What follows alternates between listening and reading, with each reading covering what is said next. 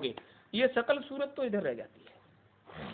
उधर की सकल सूरत जब आप अपनी देखोगे तो तुम अपने आप पर बलिहार हो जाओगे, अपने आप पर। जब ये मिल गई है ना जैसी कैसी भी, तब तो ये हाल है।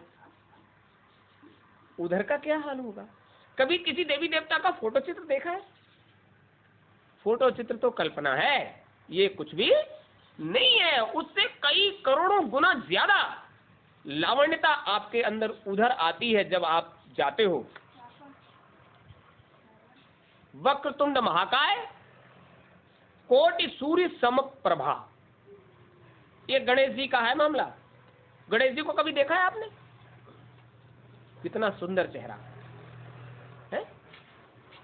नाक कहां तक है? पेट से नीचे।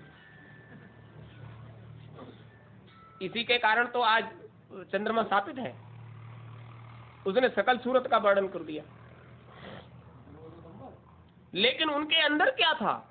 कोटि सूर्य, करोड़ों सूर्यों का समप्रभा, बराबर उनके अंदर प्रकाश। तुम एक चंद्रमा हो, उनके अंदर करोड़ों सूर्यों का प्रकाश, और तुमने उन पर उंगली उठा दी। तो जब इतनी बड़ी बात उधर है यहाँ गणेश लोक में, और तुम तो जाओगे अपने घर के मंडलों की यात्रा पर, तो तुम्हारे अंदर क्या होगा? कोटिन सूरज चांद सितारे, रोम रोम में करे उजारे, एक एक रोम में उनका प्रकाश। तो उस समय आपकी लावण्यता कैसी होगी, कल्पना भी नहीं कर सकते। लेकिन क्या करें, आपकी क्या दशा होगी पता है? एक शेर का बच्चा किसी तरह से, वो शिकारियों के भय से शेरनी प्राण बचाकर भाग गई, और बच्चा झाड़ियों में रह गया। शिकारी पीछे पड़े तो शेरनी भाग गई, बच्चा रह गया झाड़ियों में। सुबह को वो भेड़ चराने वाले आए, उन्होंने उस छोटे से बच्चे को उसमें देखा, और भेड़ चराने वाले ने क्या किया, उस बच्चे को उठा लिया। तो नवजात शिशु, अभी पैदा हुआ बच्चा, वो उसको साथ ले आया, भेड़ का दूध पिलाए और भेड़ों के साथ रखे। भेड़ का दूध पिलाए, भेड़ों के साथ रखे। 2 दिन, 4 दिन, 10 दिन, 15 दिन, 20 दिन वो चलने फिरने लगा। भेड़ का दूध पीने से ताकत आ गई। तो जैसे भेड़ बोलती थी ऐसे वो भी बोलने लगा, भेड़ों की तरह से ही भेड़ों के साथ चलने लगा, नीचे सर डालकर। सारे क्रियाकलाप भेड़ों वाले उसमें आ गए। अब शेरनी अपने बच्चे को रोज खोजने आए। अब वो तो ले गया, वो भेड़ चराने वाला।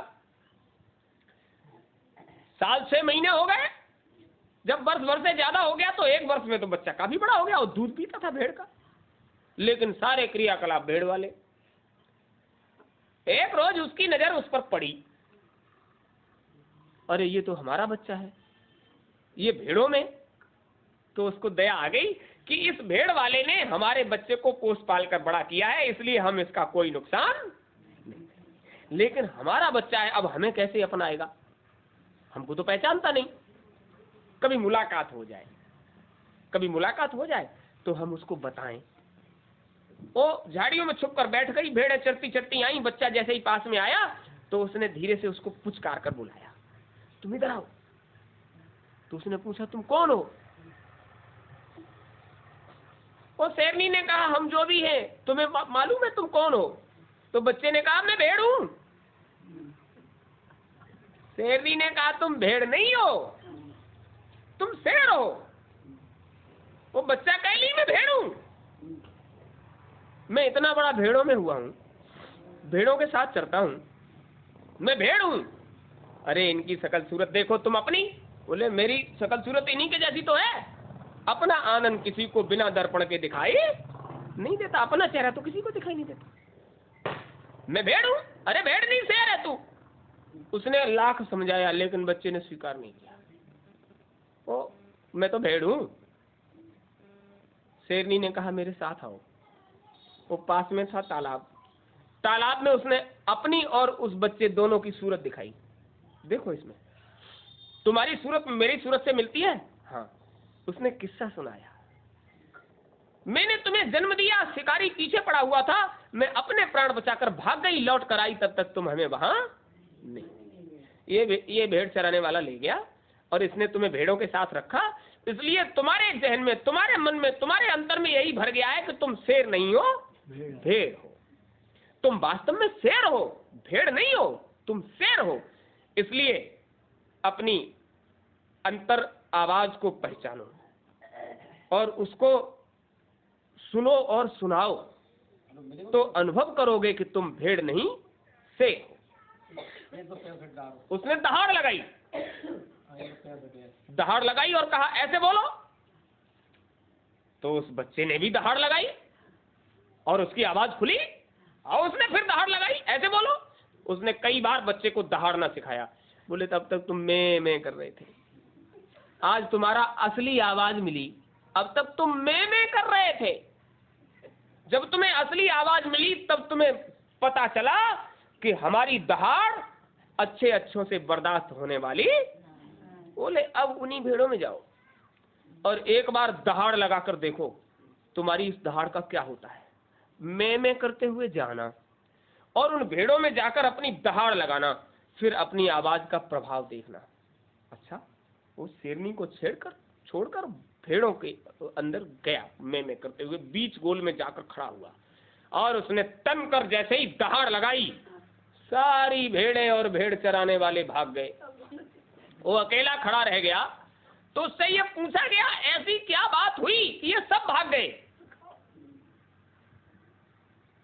शेरनी ने कहा आज तुमने अपनी असलियत को पहचान लिया, इसलिए ये जो छोटी मोटी चीजें तुम्हारे इर्द गिर्द थी, जो तुम पर प्रभाव डाल रही थी, ये टिकने वाली कहाँ थी।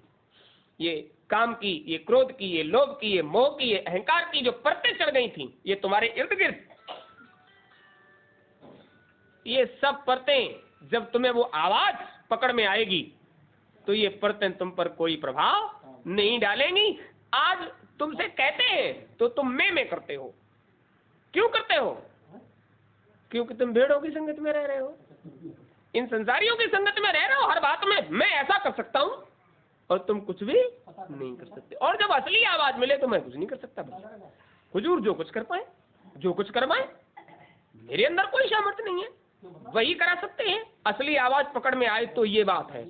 तो आज पूरा संसार भेड़ों की संगत में रहने के कारण अपने आप को भेड़ ही समझ रहा है। उसके अंदर जो शेर छुपा हुआ बैठा है उसकी कोई परख पहचान, और जब तक शेर से शेर की मुलाकात नहीं होगी तब तक उसे वो शेर है इस बात का उसे अनुभव होने वाला नहीं। इसलिए कहते हैं हुजूर की दया मौज उतर रही है, तुम भेड़ नहीं हो, शेर हो, पहचानो अपने आप को। मालिक की मौज उतरे तो कम से कम पच तो जाएगी, उनकी दया उतरेगी, उसका पूरा लाभ उठाइए।